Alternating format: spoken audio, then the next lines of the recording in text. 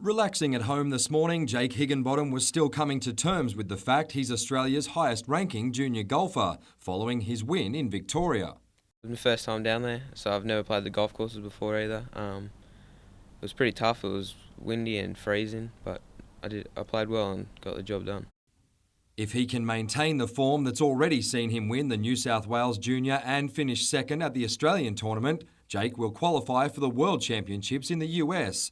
Higginbottom has started hitting the gym 3 times a week and is also looking for a part-time job to fit around a solid golfing schedule.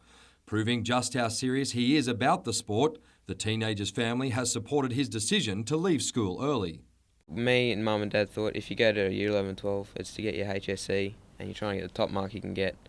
But if you're not there and you're not putting 100% in, it's not much use. But he won't have time to relax with several major tournaments to play before the end of the year. Mitchell Hughes, NBN News.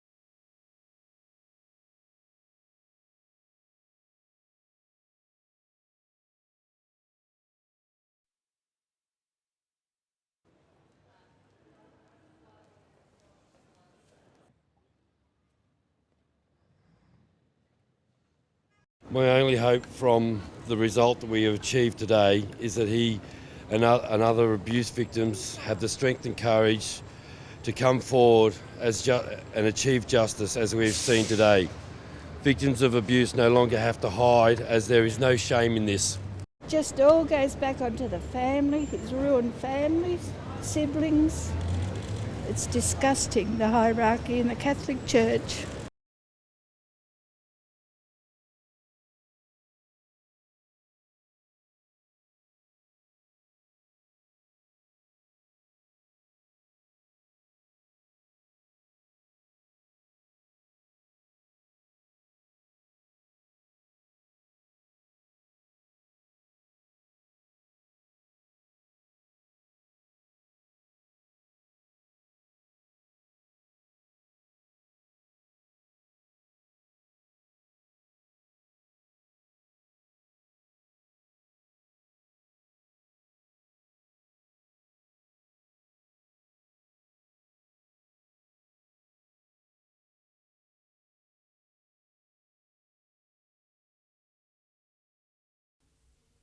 It's been on the drawing board for several years, but a multi-million-dollar sporting precinct at Broadmeadow may soon become a reality.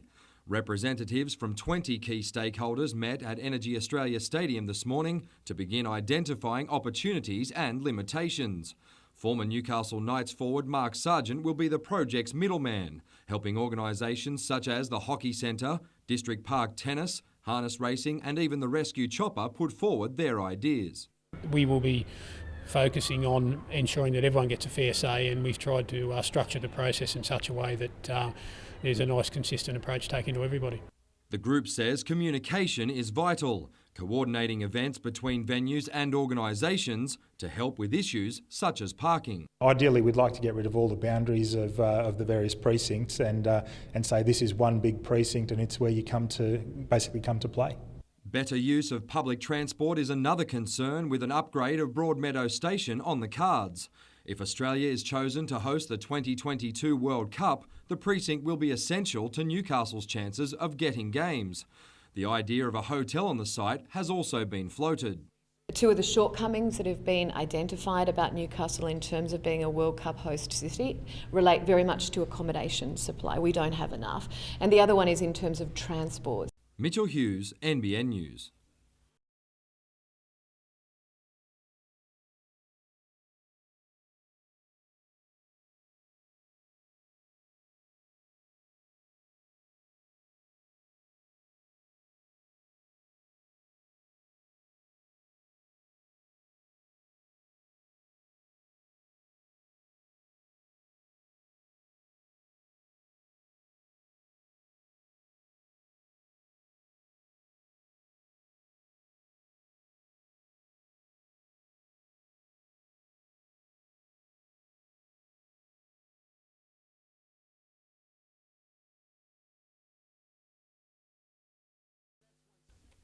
Abbey Group is no stranger to the Hunter. It's been operating here for more than 2 decades, completing projects like the Mater Hospital redevelopment and the third coal terminal at Kooragang. It's time we established a base here to leverage off into the Hunter and into the city to expand our operations in Newcastle. Abbey Group says it's now better placed to secure even more projects locally, which means more jobs. One of those projects is the $700 million contract for the Hunter Expressway, a promising prospect for Abbey Group. It's all a measure of the positive sentiment surrounding work in the Hunter, so it's a contributing factor. Newcastle's Lord Mayor agrees the new office is a good sign. I think to have them permanently here in the Hunter is very, very important. It really signifies the development that's ahead of us. But its Beresfield operation wasn't all Abbey Group was showing off today. These simulators, developed by the company in conjunction with Caterpillar, are used for training employees and are an Australian first. Abbey Group has a different one for all its major machinery, including the dozer and scraper. It's like a Flash kids video game, but with very high quality graphics and a very good likeness to operating the real machine. Lauren Bladwell, NBN News.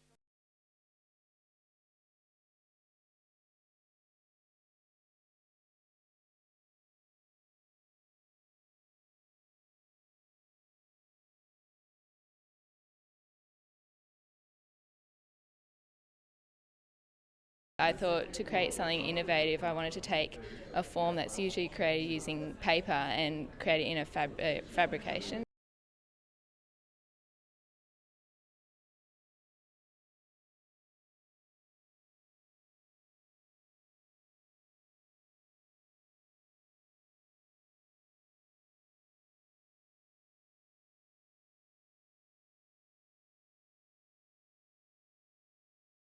You'd never know they were sick. They're in great spirits and they love it when some players come up here and colour in with them and play some games. So it's definitely a break for them as much as it is for us.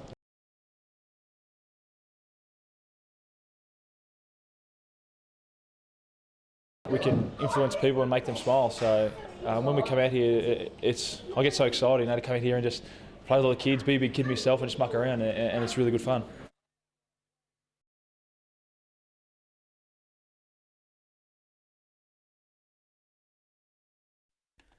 A taste of things to come when the RAF shows off its might at Williamtown in September. 8 months in the planning, the show program was launched at the base this morning. It's our way of showing the community what they've got in their midst. They don't get many opportunities to come on base, and for us to say thanks very much for your support. It'll be a who's who of the sky. The classic Hornet will celebrate its 25th anniversary, while its younger brother, the faster and superior Super Hornet, will also feature. It'll also be one of the last chances to see the F-111 in full flight before it's formally retired at the end of the year, while the aircraft used to train the RAF's top guns, the Hawk, will mark 10 years of service. Even the Navy's aircraft will get a look in, while the RAF's old Warbirds will take the crowd back to yesteryear. It's a tremendous opportunity to see the heritage of the Royal Australian Air Force all in one place, all being flown, all being demonstrated. It'll be a tremendous opportunity. The spectacular happens on the 18th and 19th of September. More details can be found on NBN's website. Blake Doyle, NBN News.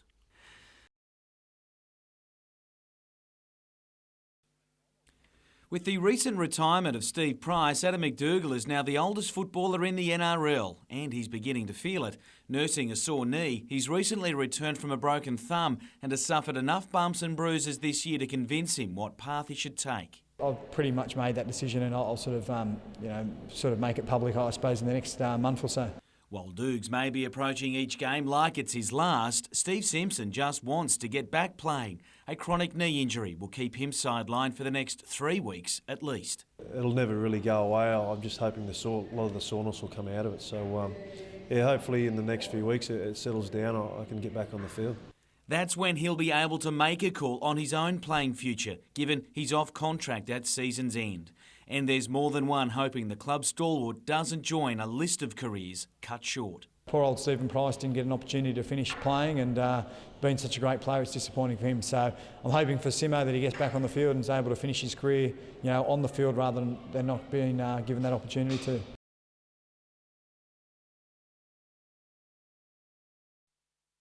Lara Wellham knows these courts well. They're where her netball career began, and as far as elite competition goes, her time has come. This is probably going to be my last season. I think the travelling has got to me a fair bit. A late inclusion in the Sydney squad at the start of the season, Wellham has only played a handful of minutes, but finds herself in her first final series.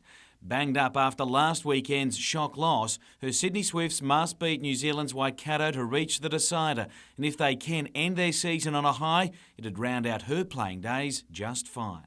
It'll be electric, absolutely electric. I can't wait to run out there and hear all the girls scream.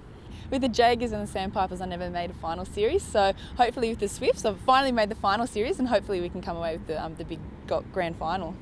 At the Jets, goalkeeping coach Clint Gosling has returned from New Zealand's memorable World Cup campaign to cast his eye over possible recruits. He sees Paul Henderson as a long-term prospect. The end decision will be with Branko, but I'll be giving him a few recommendations. As for his own future, the success of the All Whites may open up further coaching opportunities overseas as part of Kiwi coach Ricky Herbert's staff. Yeah, there's always rumours going around. 2 or 3 clubs were interested in while he was in South Africa, so we sort of put it to Ricky, and he sort of said, a coach has to take people he can trust. So, I suppose you'd have to look at it. All-white player Jeremy Brockie will return to Newcastle over the weekend.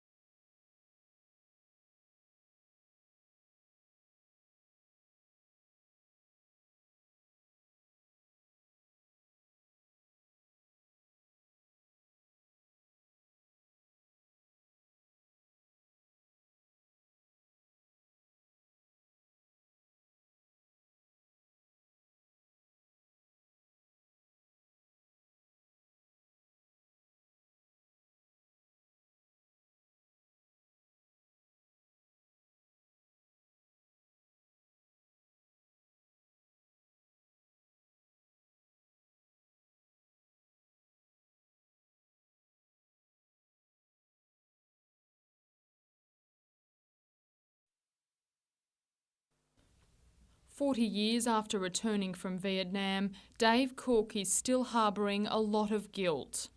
So they bombed the villages and they had nothing whatsoever. The Vietnam vet wants to make amends and says the dangerous job of disabling the many thousands of undetonated bombs in Cambodia is the best way he knows how. We know the job. You could not get a powder monkey, a civilian explosive expert, to do exactly this job. On Monday, Dave will join 2 other vets in Cambodia, where he'll start disabling 500-pound bombs as well as cluster bombs. The father of 8 says it's a deadly but important job. They're too scared to grow their rice, put their rice in, and if we can clear their rice paddies, you know, they can grow their own food and stuff again.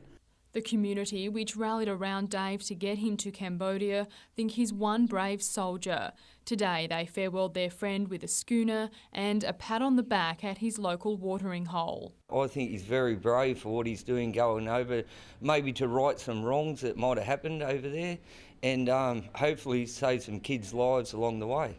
Lauren Bladwell, NBN News.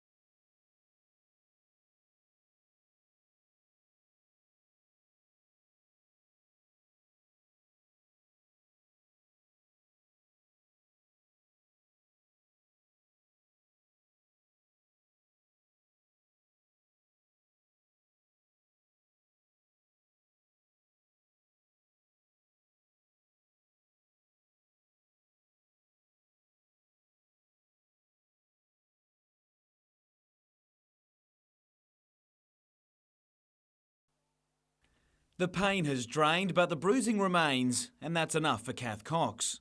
I'm good. I don't look overly attractive at the moment, but my nose is certainly not holding me back in any way, shape or form. Suffering a head knock in last weekend's semi-final, Cox has deferred surgery until Tuesday in order to help lead Sydney into their decider. The bigger problem, overcoming a Waikato side full of momentum. Irene van Dijk is a massive scoring target down there. Laura Langman, their centre's had the best year of her life and has just been named the New Zealand Player of the Year over there. And Casey Williams, the keeper that I'll be coming up against, is the best athlete that I've seen in the game. Tomorrow's match sold out in only 30 minutes midweek, thanks largely to these girls, contesting the state age championships throughout the Hunter. Newcastle under-15s got off to a great start, winning all 7 games they played on day one, including a thriller against Bankstown. Down 10-7, Felicity Mullins and Taylor Douglas scored 5 unanswered goals between them to seal a thrilling 2-goal win.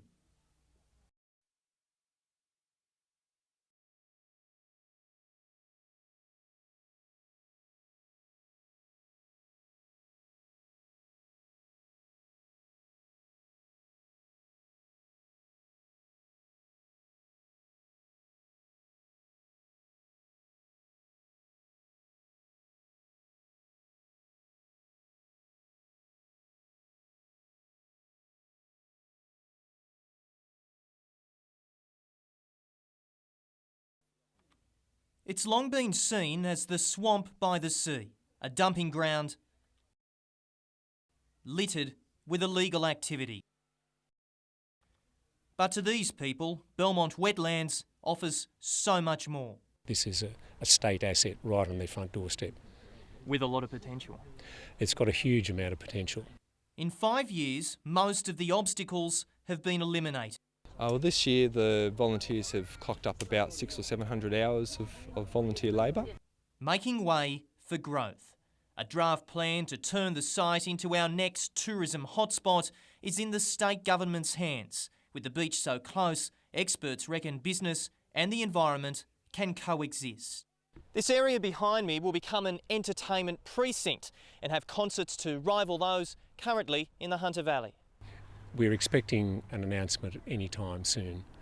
But volunteer work can only get this place so far. This is a fantastic site. It'll be something that Lake Macquarie can be very, very proud of, but obviously it's going to take a lot of time and a lot of money to get it up to where we want it to be. Nat Wallace, NBN News.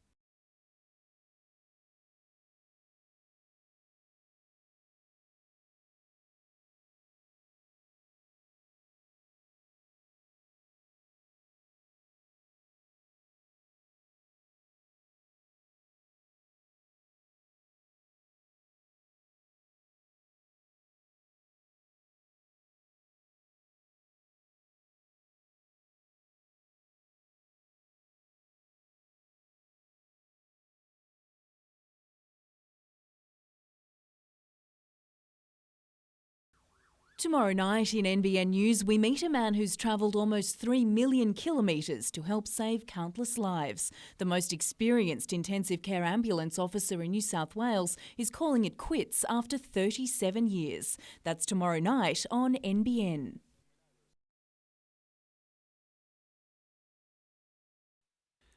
Reporting back to work at Newcastle, Jeremy Brockie couldn't avoid talk of his South African experience.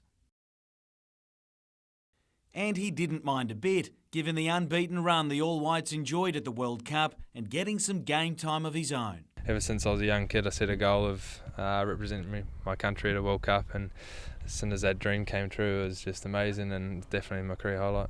Enjoying only a week's break since his Cup campaign, it's more than enough, according to Brockie, whose focus is now on settling in at his new club. While the last 6 weeks was enjoyable, it's always good to get back to your club and concentrate on the season now, and I feel good and confident and can't wait for the league to start. He hopes to get his first game time as a Jet in country Victoria on Thursday night in a trial against new A-League franchise The Heart. Fellow recruit Ruben Zadkovic won't be involved given his wrist remains in a cast, nor will any new signings as contract negotiations continue.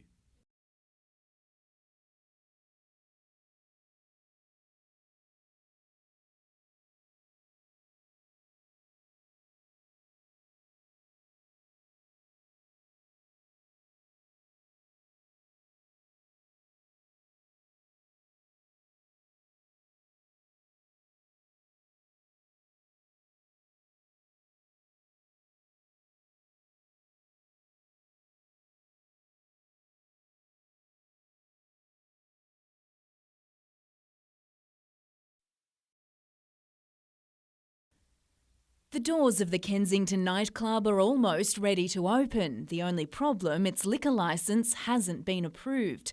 Designed Construction Solutions has spent the last few years fitting out the former theatre. We really wanted to bring a state-of-the-art venue to Newcastle, add some diversity to the nightlife. Today, part owner and licensee Dane Crawford showed NBN News through. There's been a massive investment by the developers in the club, approximately $4 million over. They purchased the existing liquor licence from the Jolly Roger. Last month, the Casino Liquor and Gaming Control Authority rejected an application to transfer that licence to the Hunter Street site. It was a big disappointment to us. The authority decided the move could be detrimental to nearby residents. Mr Crawford says the developers are willing to abide by restricted hours and lockouts, and that all the boxes have been ticked in terms of security and soundproofing. Friday and Saturday nights we have to have a minimum of 9 security guards. That's a minimum. The developers may now reapply or even head to the Supreme Court. Newcastle Liquor Accord spokesperson Rolly DeWitt today said he's in favour of more diversity in Newcastle's nightlife, adding the Kensington will reactivate a rundown Hunter Street site. Jane Goldsmith, NBN News. Local Aborigines and their supporters marched with pride today through the streets of Newcastle to mark NAIDOC Week. The celebration derives its name from the National Aboriginal and Islander Day Observance Committee, which organises the event. Among those taking part, Knights player Corey Patterson. It means a lot, you know. It's part of who I am and where I come from, and it's something I really cherish. So it's a great honour to be here today with so many people.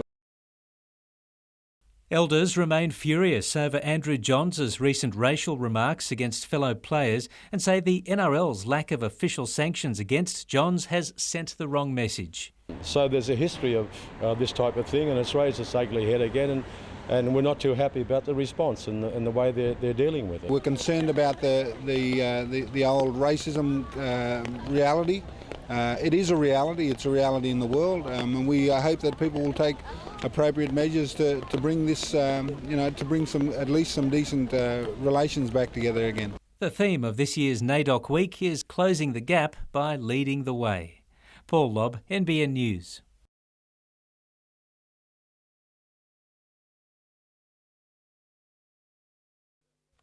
It's a holy war, scripture or ethics in our classrooms. Give parents the option. It's parents who are asking for this. Some are waging an online campaign claiming children should no longer have to listen to religious teachings. Others are laying the foundations to ensure religion remains. We have about 6 or 7 churches involved in supplying the resources to make this job happen. This new classroom at Warners Bay High, a state school, is being purpose-built by churches for teaching faith. Kids need to know that they're valued, that there's a kind and strong God who loves them and believes in them, and that they have a future and a hope. But the future statewide is far from clear. An independent evaluation is now underway after a trial of ethics classes. The Education Minister will have the final say. But Catholics, for one, claim a move away from religion is a step in the wrong direction. We would hope that religious education as a particular thing, particularly for Catholics in state schools, would be maintained, that it wasn't a competition. Nat Wallace, NBN News.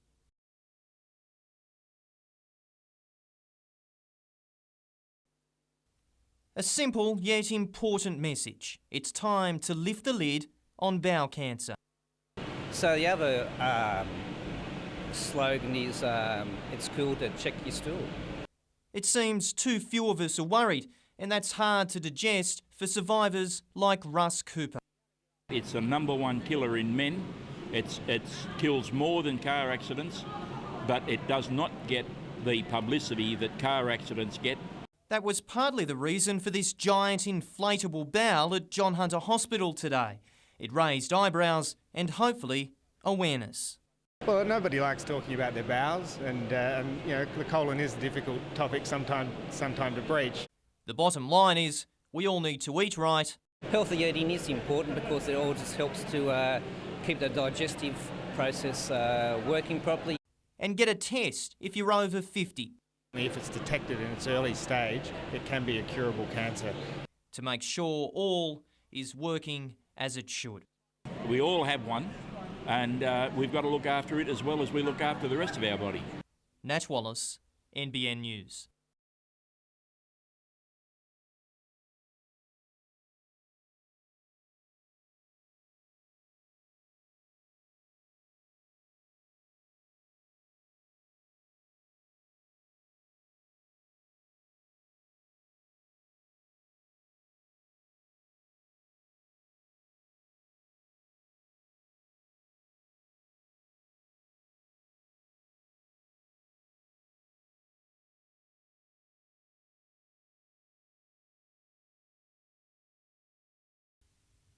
He's the station officer and responsible for saving countless lives. But even before his final shift, Ken Ladd Hudson is all business.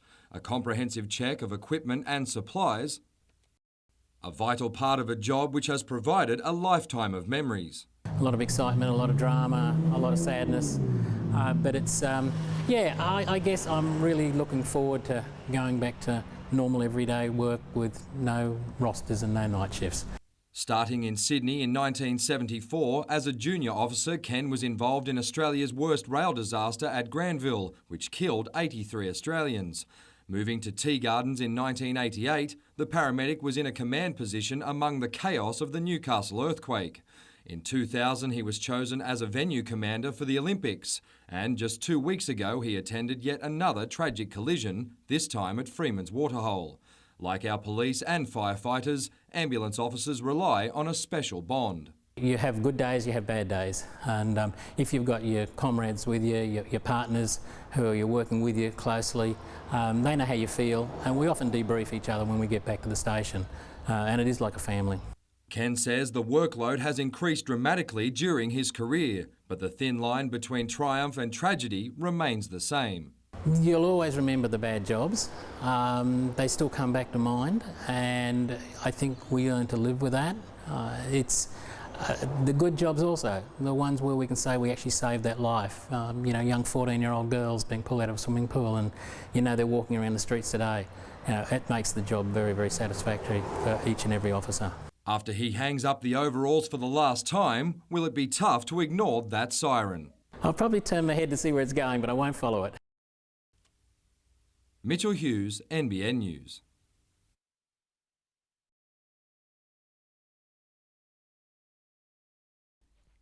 These girls are just nuts about netball. Shooting goals, taking that all-important intercept and defending the goal circle are their priorities. They're focused too, keeping their eye on the ball, well, most of the time.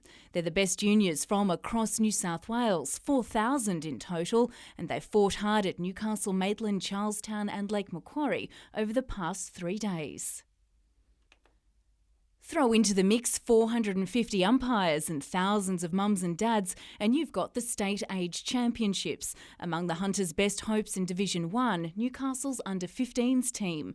They won all but 2 of their 19 games, and today trounced the Blue Mountains 30-4. All the action was at Newcastle's end as it dominated in defence and attack. We just go out hard and strong every time. And the players literally stood out from the crowd with height on their side. I guess that's an advantage, but the little ones still try hard too, so yeah. The Maitland under-15s also fared well as underdogs. They upset Newcastle but went down to Charlestown today. The final results for the tournament were tallied this afternoon. There was a 3-way tie for the under-15s championship. Liverpool took it out on a countback, Newcastle the runners-up. Manly Warringah scored the top spot in the under-14s. Jane Goldsmith, NBN News.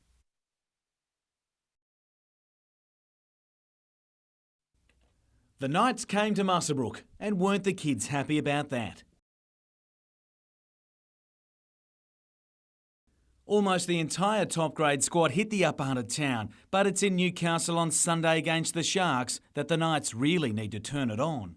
We wouldn't be worth our cookies at the end of the day if we don't beat them. It's a must-win for us. McManus reckons his ribs will be right, but hooker Isaac de Gois has more to do yet in order to prove he's recovered from a small break to his wrist. New signing Antonio Kafusi will get his first chance in Knights colours, but the whole squad has standing orders from the coach. We've had 2 wins, far from satisfied with how we played in both of those games, so there's some improvement there.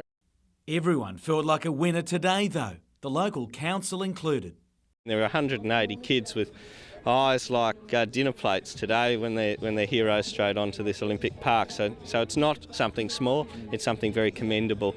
And Upper Hunter Rugby League fans could have more reasons to cheer soon. The Knights are close to confirming that Muswellbrook will be the venue for their second and major pre-season trial next year, with the Warriors their likely opposition. Jim Callanan, NBN News.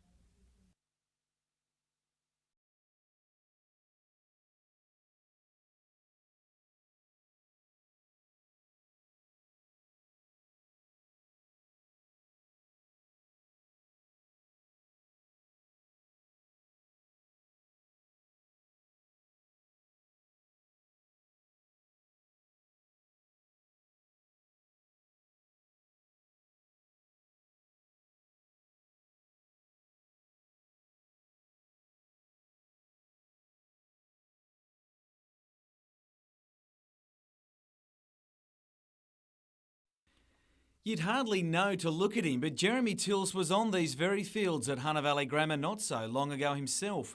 Returning today as a Waratah, the 23-year-old also came armed with a new deal after debuting for the stateside late last season. I've got things I need to work on and goals that I've set. Hopefully, being on the bench, playing a few games next year is definitely part of that. Riding shotgun today was former Tars and Wallaby forward Dan Vickerman, and despite his commitments with Cambridge University, a return to those ranks next year isn't out of the question. I'd never rule it out. My goal was always to complete the studies, and when that happened, then I'd have a look at opportunities post that. Maitland Basketball continues on its merry way in the ABA Waratah League. After retaining the Kibble Malin Cup against Newcastle, it beat Sutherland 88-70 for a winning double at the weekend to move into fourth on the ladder. A spot behind are the Hunters, who made up for that loss to Maitland by upsetting the high-flying Parramatta Wildcats 98-90. Both sides remain in contention for finals berths. And the Newcastle North Stars enjoyed 2 wins at the weekend in the National Ice Hockey League. After beating Sydney, they backed up with a 7-5 victory against Canberra at home.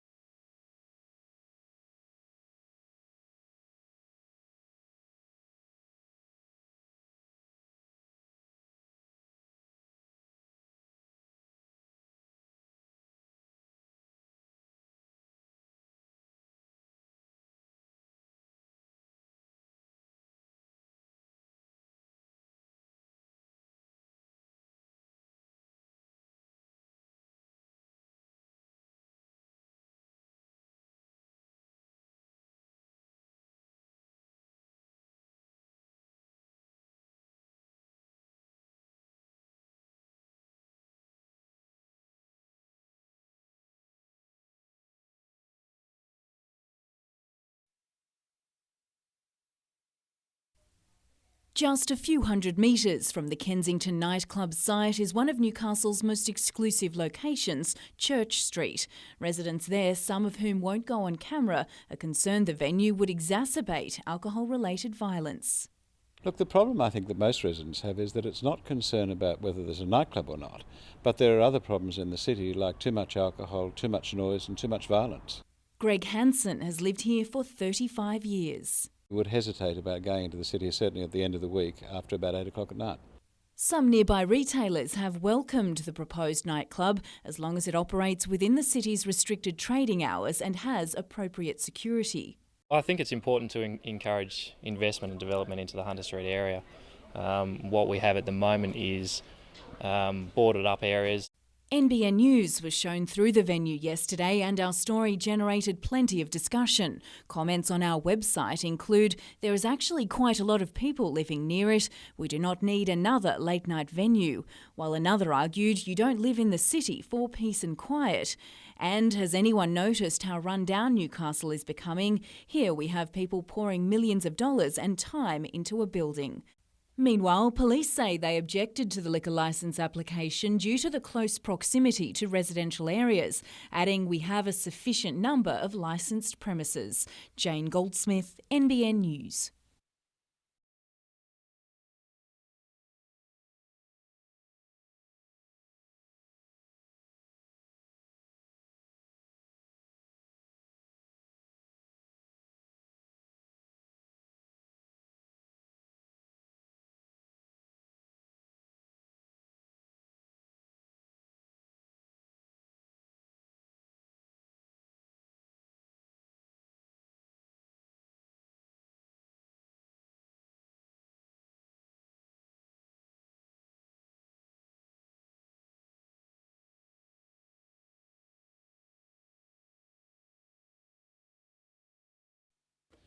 The dreaded four-way stop sign, often the scene of much confusion, and drivers can be forgiven for being a little unclear when the rules are as clear as mud.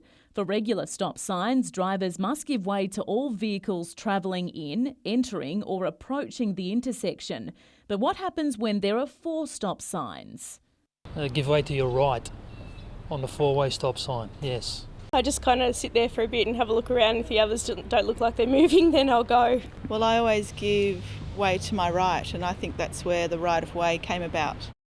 Even the RTA admits it doesn't usually support four-way stop signs, and as such there aren't any specific rules to govern them. It instead relies on drivers to be courteous. There's also confusion over who's responsible for installing the stop signs. The RTA says on local roads it's up to the council, but council says it's up to a local committee which features an RTA representative. The intersections are dotted right across Newcastle, designed to slow traffic down, but interestingly, one hasn't been approved here for at least 18 months. Kate Mitchell, NBN News.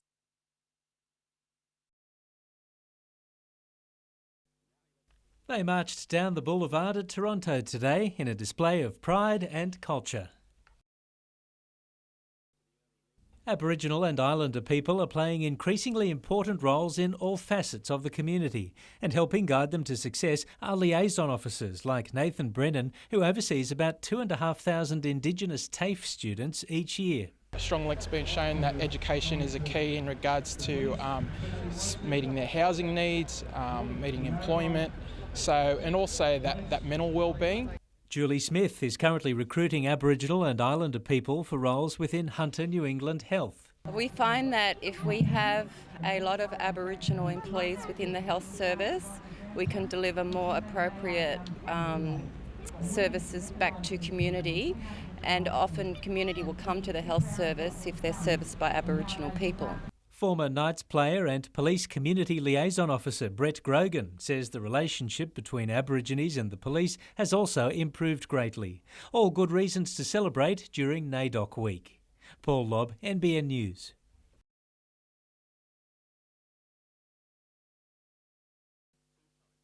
Whether they were scared or excited, these kids had their backs against the wall for Jewel the Diamond Python, as did our cameraman Michael Rourke.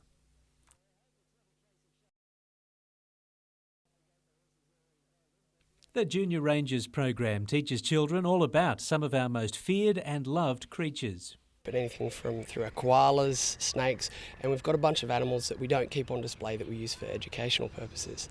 So lizards, cockroaches, frogs, etc. It's not every day you get to meet a wombat or pat a koala, and today's group had the rare opportunity to meet a tiny joey named Mac. It's good, and I've never been able to do anything like it. You actually get to pat with them. If you get kids loving animals and being excited as they are now, 10 years later, then definitely they've got a huge opportunity and a chance to do great things in the animal industry. The program runs at Blackbutt during the holidays. Paul Lobb, NBN News.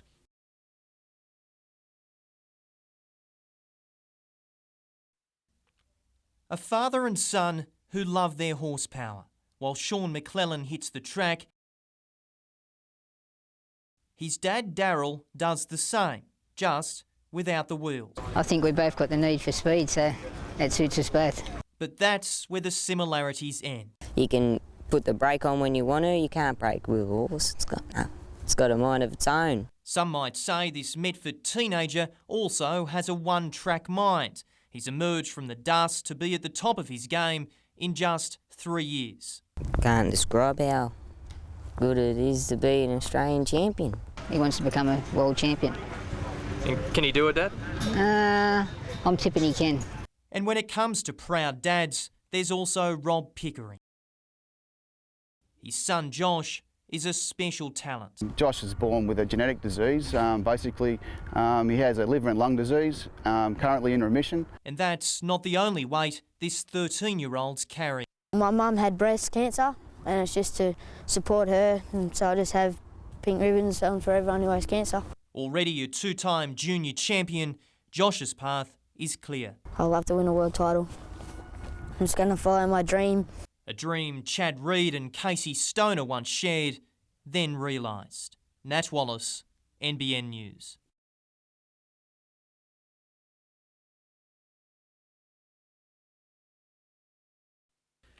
The day began well for Alan Robinson, who rode a winner in the first at Cessnock, but it all came crashing to a halt in race 6. Robinson's mount fell and Scott Thurlow tumbled behind him. Both were taken to hospital, with Robinson admitted to Newcastle's John Hunter suffering concussion. That's where Sydney jockey Pat Ferris remains after his fall at Muswellbrook last week. He's required surgery to relieve pressure on his brain. Back at Cessnock, the biggest race seemed to be for shelter from the elements. Of course, last year it was wet, and this year they forecast rain, and we still got a good crowd. And some patrons really stood out on what was the Cup's 30th birthday. That earlier fall cost Thurlow a ride on 2008 Cup winner Cruzado, and watching the finish to this year's feature wouldn't have eased the pain.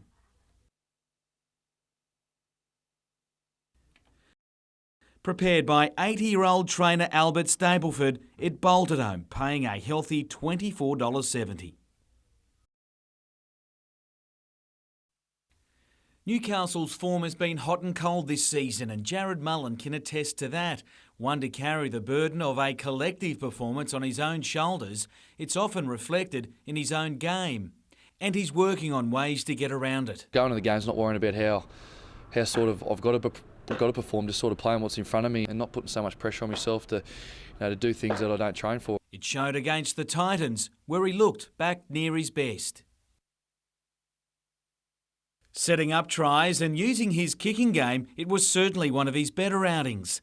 The challenge that remains is consistency, and the coach hopes Mullen can get some help on that front from halves partner Ben Rogers. Rogers is the key also. His form hasn't been that good. He definitely needs to stand up and have a bit more influence over the game as well, and probably take some pressure off Mullen. A big forward pack doesn't hurt either, and there's nothing little about Antonio Kafusi. Really happy with the way he's adapted, and just some of the things that he's shown us on the training paddock has been impressive. As a half, you need some big go forward there, and we've got the likes of Crossy, Tafua, and now Kafusi sort of up there. Makes our job a lot easier. Of the players named today, Isaac de Gois remains the only real concern as he hopes to fully recover from a broken bone in his wrist. Jim Callanan, NBN News.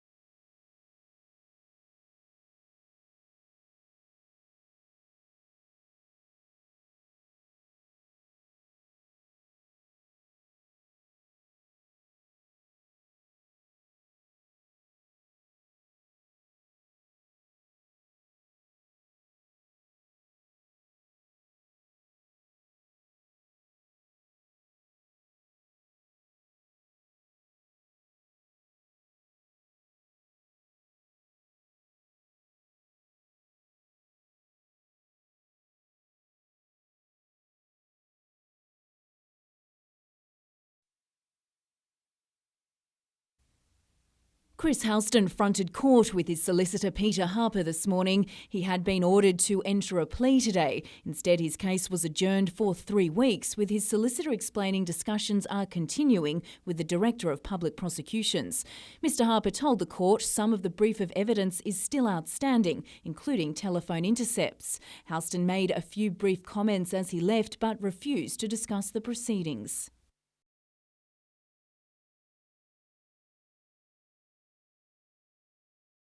Bail was continued and he'll reappear on the 28th of this month. The former Knights forward was charged following investigations by Strikeforce Wellham. It's alleged he supplied 30 ecstasy tablets on the 13th of September last year. That's the day after that Knights were knocked out of the NRL finals. It's also alleged that Houston supplied 150 tablets on September 18. His former housemate Danny Wicks was excused from court today. Strikeforce Wellham investigators charged the former Knights prop up with supplying and possessing ecstasy and amphetamines late last year. Wicks's case has also been adjourned to the 28th of July. Jane Goldsmith, NBN News.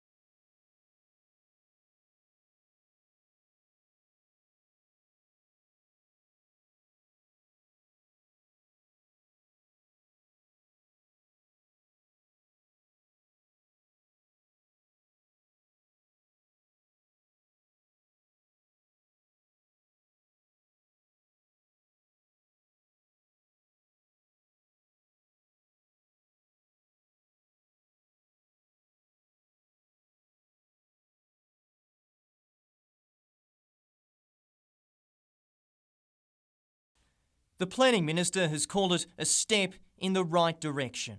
We need a significant number of homes in that area over the next 25 years. This will go a long way towards that. Homes are now welcome on this land. 900 will go up in the next 8 years. That'll create 2,500 construction jobs. A blessing, according to some.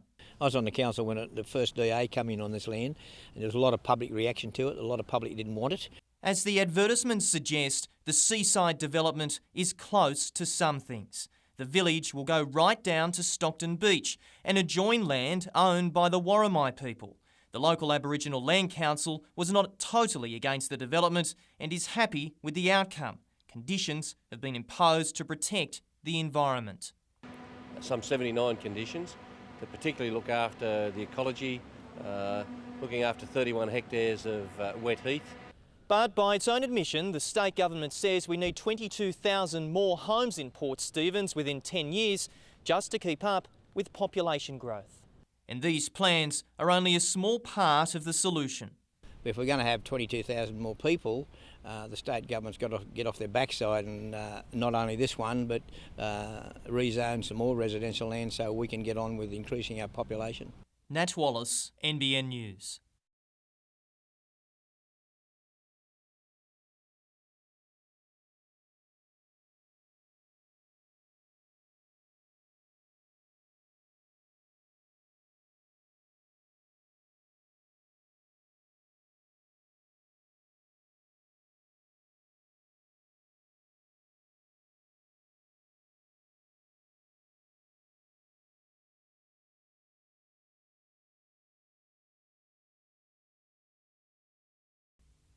They're used to taking the big hits on the field, but are professional athletes prepared for the financial hits they could face after the final whistle?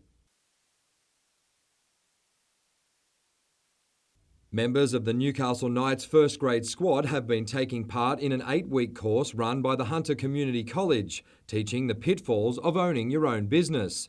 For Cameron Serraldo, a horrific injury against the Sharks last season forced him to face up to reality. To be honest, I didn't know whether I was going to play again, so for me that year was thinking about what I was going to do for life after footy. Fortunately, he scored another 2-year contract at Newcastle, but if that proves to be his last, he says he'll be ready. Footy's not going to last forever, and I've got to look after my kids for the next 20 years. So there's a few things, but I've always thought about life after footy, but I really want to get it right when I finish. Kiwi international Junior Sau rarely displays a delicate touch, but he's already training for a future career as a barber. It's always good to meet new people and just cutting their hair and just get to know them better and just make them happy. Mitchell Hughes, NBN News.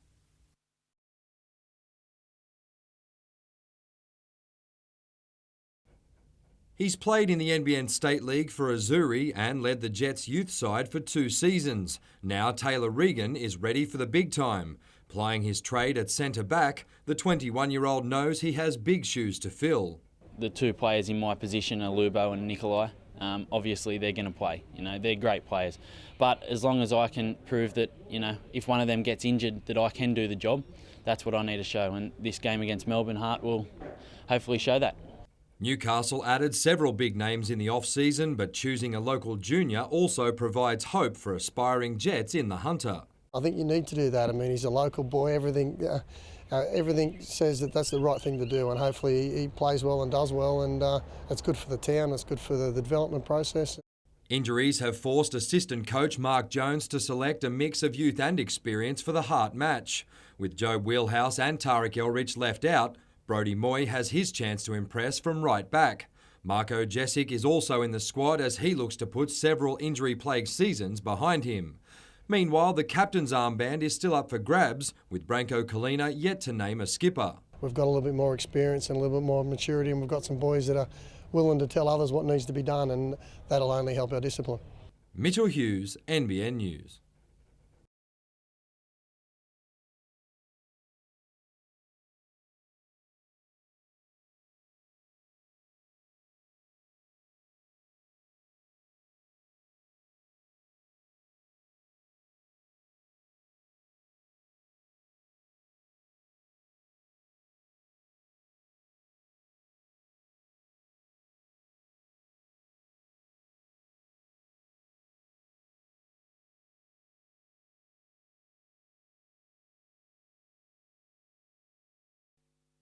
It's the only Australian musical ever to play on Broadway, and while the music and lyrics are all the work of the original Boy from Oz, the late Peter Allen, the script was written by Maitland boy Nick Enright.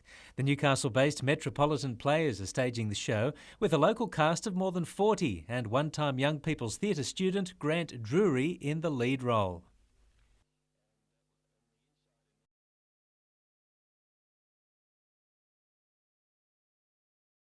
He was an amazing big personality, but he was a real person as well, and he had sadness and he had joy and he had complexity in his life, so trying to capture all those things while still wearing these outrageous costumes. Grant has 25 outfits in the sparkling show, which is the 33rd musical directed by Julie Black. And I think people will be amazed that, my God, all this talent in Newcastle, it's always been here, but it's amazing. These sort of shows really show Novocastrians what a talented mob they are. An opening night charity performance is on the 4th of August.